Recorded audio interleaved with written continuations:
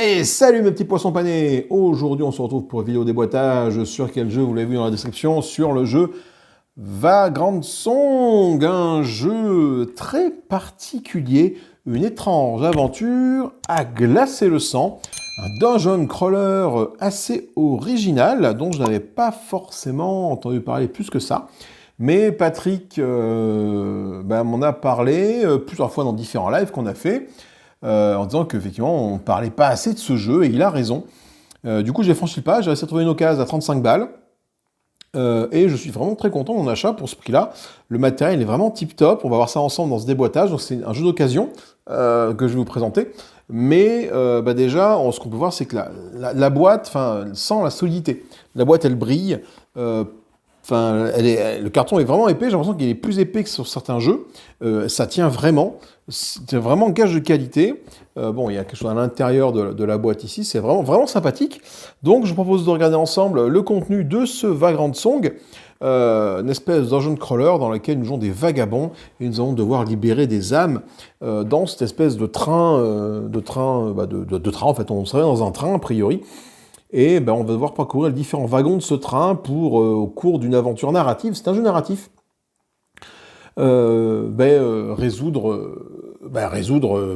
comprendre qu'est-ce qu'on fait là, pourquoi on est là, etc., etc.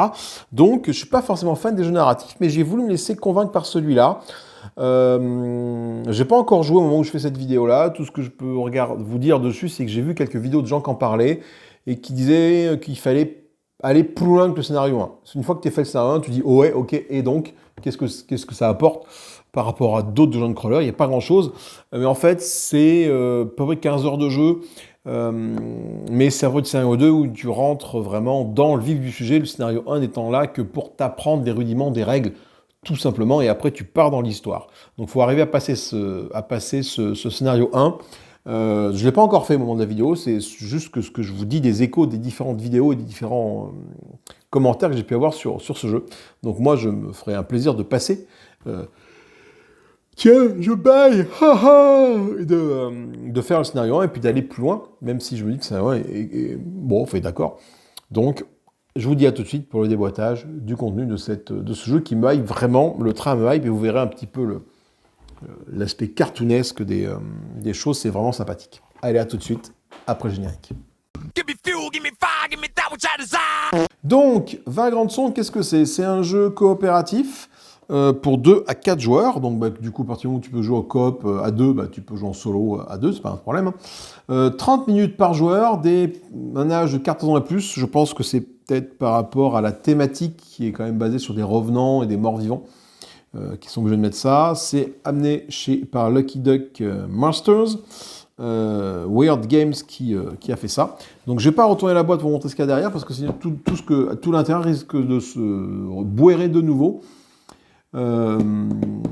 Comme j'ai reçu le jeu d'occasion, quand je l'ai reçu, les cartes c'était n'importe quoi. Donc quand on envoie des jeux d'occasion, s'il vous plaît, vous avez toujours des poches qui traînent, hein, mettez les cartes dans les poches, vous mettez qu'elles se mélangent avec les autres. J'ai passé un temps incroyable à tout remettre en place. Ça m'a permis de contrôler le contenu de la boîte, certes, mais au moins.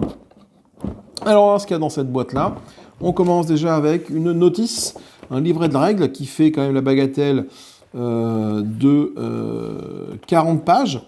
Mais, hop, à la 29e page, on dit c'est tout, tu t'arrêtes là. Parce qu'après, ce sont des embranchements narratifs, des moments, ils appellent ça des moments narratifs, où il se passe différents trucs, donc du coup, on ne les lit pas, sinon on se spoil l'histoire.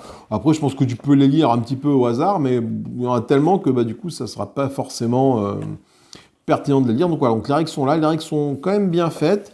Alors, on nous dit que le code du clodo, je trouve ça vraiment rigolo, mais on nous dit que, voilà, que les règles, quelles sont les priorités des règles, qu'il faut de quoi s'amuser, garder de quoi noter, le contenu du matériel, le jeu en lui-même, les conditions de victoire, de défaite, en fait, on voit qu'on a c'est pas des figurines, ce sont des standees acryliques, et ils sont vraiment de très bonne qualité, avec des bases. Alors on me dit qu'il y a 5 bases de revenants et 5 bases supplémentaires. Il y en a beaucoup plus que ça, hein. Je pense qu'il y en a au moins une vingtaine. Ils ont dû faire une petite erreur ici. Bon, c'est pas grave. Il y a un baluchon, il y a 6 osselets, ce qu'on appelle un Dead 6. Hein. Les osselets sont des Dead 6 tout simplement. Des différents jetons, il y a beaucoup de jetons, beaucoup de cartes. des cartes rituelles, des cartes compétences, voilà. Il y a beaucoup, beaucoup de cartes, des cartes interstices, voilà, des cartes d'aide de jeu. Et voilà le fameux train, je vais vous montrer un peu le plateau de jeu qui est quand même plutôt bien fait. Les différents personnages ici, donc c'est Cuphead, c'est ça le jeu sur Steam, là où tu affrontes des personnages qui ont un peu cette tête-là. Et c'est sympathique. Le design est assumé, est vraiment sympa. Donc les différentes règles, j'ai pas encore lu les règles, je me suis arrêté à la page directe pour tout vous dire. Je me suis arrêté ici. Une fois que j'ai eu les différentes descriptions des personnages, il était tard. Et du coup, ce matin il est tôt. J'ai très peu dormi et du coup je baille et j'espère que ça vous a fait bailler aussi. Voilà, donc la manche commence, le compositeur, l'âme perdue, la maudite, l'âme perdue, le prêcheur, l'âme perdue. La manche termine dans des exemples de comment ça fonctionne, les tours des vagabonds, etc. Donc on voit bien que après chaque joueur, l'âme perdue joue en fait, hein, grosso modo.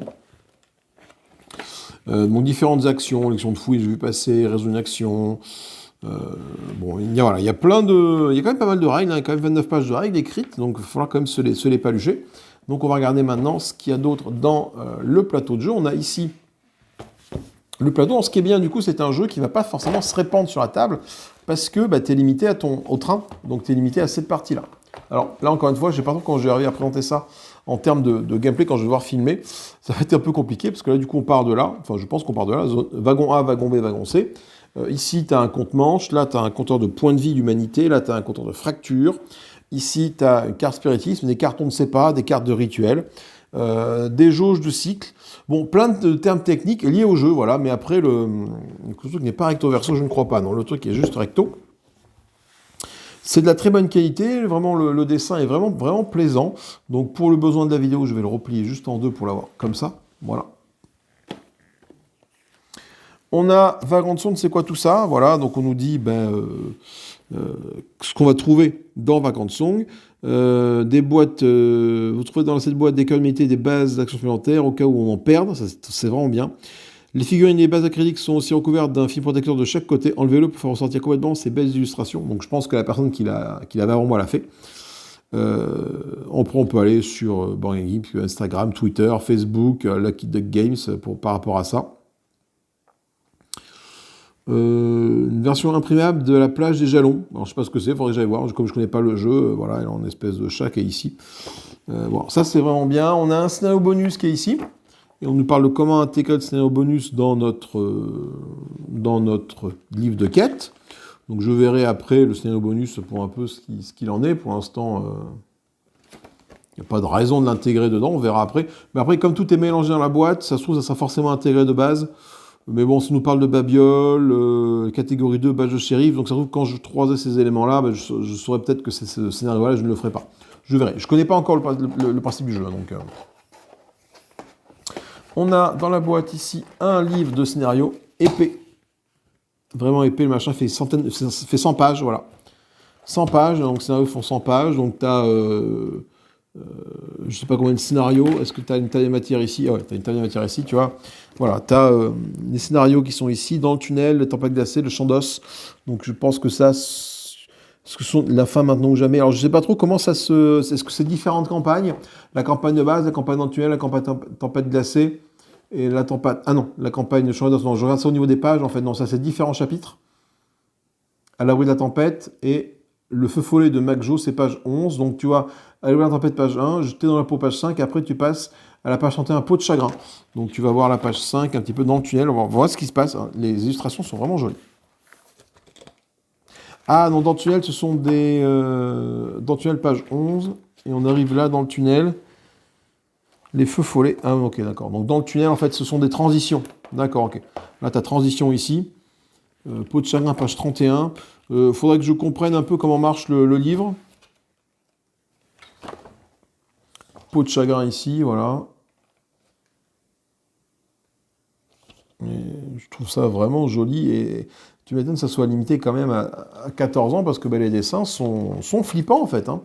Les dessins peuvent être flippants. Le champ d'os. C'est à la fois flippant et c'est à la fois magnifique.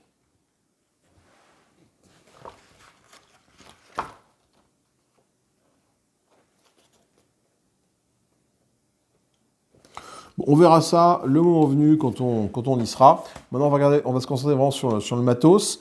Ici, nous avons donc nos personnages. Donc là, on a le nomade.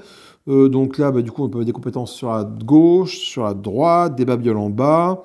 Là, il a des capacités a priori, ses points de vie, il est bourlingueur, il est économe.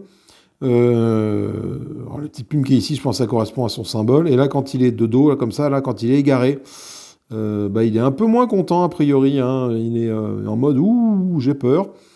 Bonne patte, aisément distrait. Bon, on verra après comment on passe du mode normal au mode égaré. On a le prêcheur qui est ici. Et qui a la classe quand il est égaré. Le compositeur, qui est à la fois de la musique. En mode égaré, il fait de la musique un peu plus métal, peut-être. L'impératrice, comme personnage. Oula, il faut les chocottes, ouais, tu m'étonnes. C'est 14 ans, parce que mine de rien, même si c'est enfantin, eh bien, quand tu es en mode comme ça, t'es moins enfantin, là, déjà. Donc là, tu t'es fait choper ton âme, et ton chien essaie de te retenir. Et la maudite. Oula, avec le démon derrière, bref, plein de choses sympathiques. On a quoi d'autre ici? On a des tas de cartes ici, donc des aides de jeu. Donc les cartes sont plastifiées, enfin une façon de plastifier, c'est vraiment bien. Donc là, tu as différents, avant la tempête, bon, je pense que c'est différents scénarios de jeu, je pense, un air de violon ou différentes cartes d'événements. Je ne sais pas trop, mais tu en as une vingtaine qui sont recto-verso. Voilà, ça nous dit d'affronter le squelette. Voilà, ce sont des choix que l'on doit faire durant la partie, a priori. On a des cartes ici. Alors ces cartes-là, je ne sais pas ce que c'est exactement. Des cartes cassées. Là, on a des cartes de récompense. En avant la musique. Ne retirez pas le sac du plateau train. La place défausse cette carte et retournez une autre carte cadence. Bon, des termes techniques, hein, voilà. Ça, les cartes cadencées, voilà, c'est les cartes du train, avec ici des petites images de ce qu'on peut rencontrer durant la partie. Ce qui fout un peu les chocottes. Cassées ici, du coup, elles sont classées par hop, là, ça sont les compétences qui sont ici, a priori.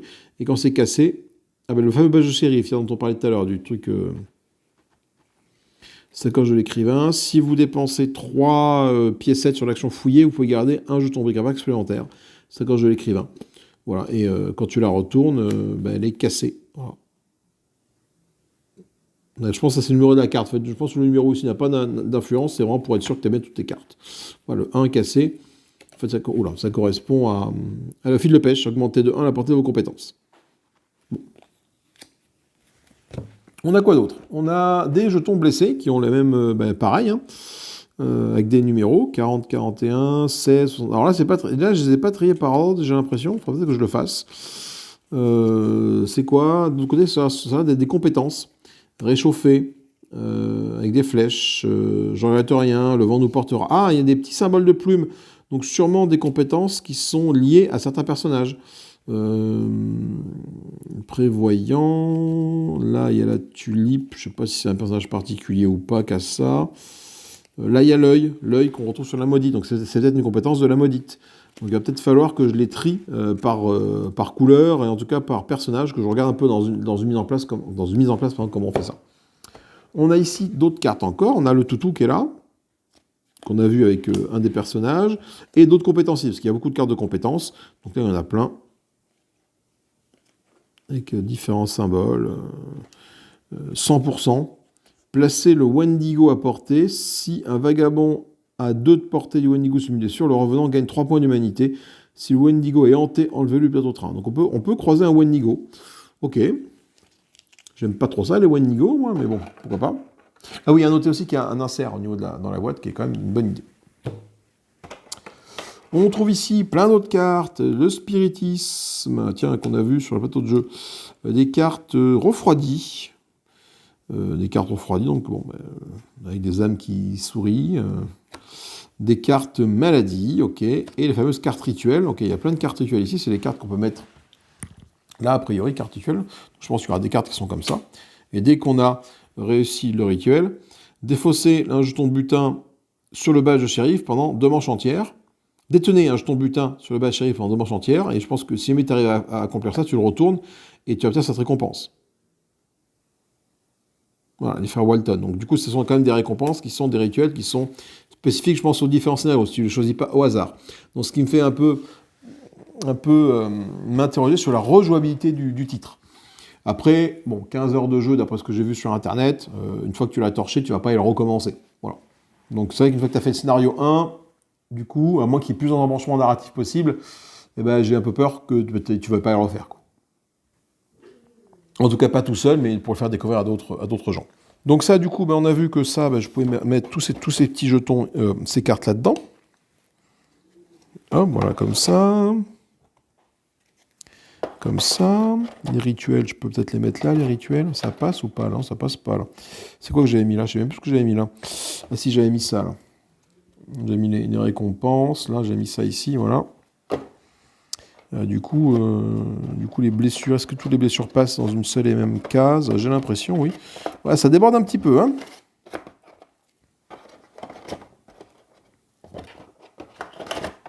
Ouais. Et là, on a différents jetons. On a les sacoches d'Abezas qui est ici. On a les fameuses osselets, les dés de 6.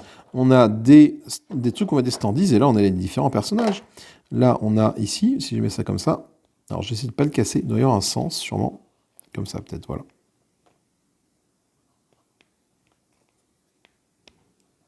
Jean-Michel Padoué, quoi.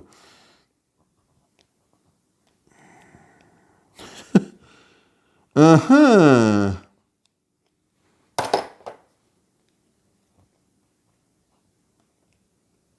alors?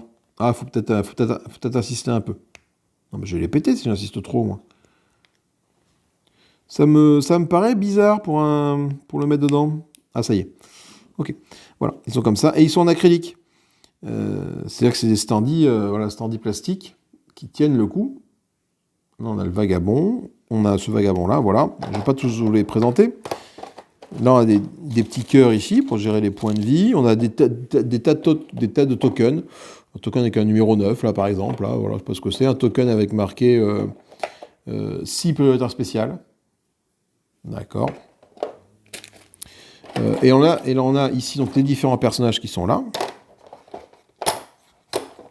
Le compositeur.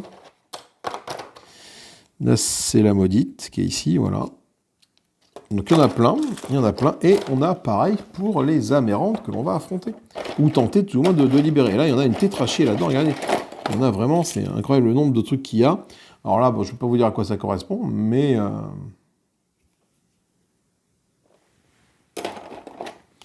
on a une amérante, là. Voilà. Là, ah ben là, ça a l'air d'être non, ça c'est le prêtre, ça. Ça a l'air d'être le personnage du prêtre, ça, tiens, du prêcheur en tout cas. Bon, je pense que j'ai dû les mélanger. Prêcheur... Ouais, lui, genre, je pense qu'il va là avec ses copains là-bas, lui. Bon, après, c'est pas bien grave, hein, tu finiras par la trouver. Donc là, on a une espèce de truc qui est assez incroyable.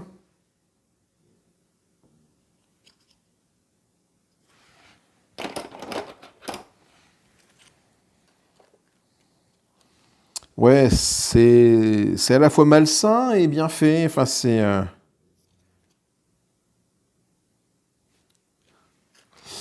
Ouais, ça donne envie d'aller voir ce qui se passe au niveau de ce jeu, en fait. Regardez ça.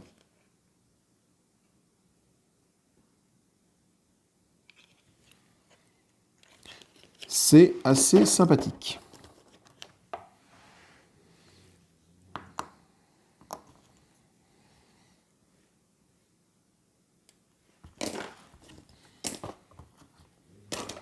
Donc on verra un petit peu comment est-ce qu'on joue à ce jeu. Je vais tranquillement me mettre dans les règles.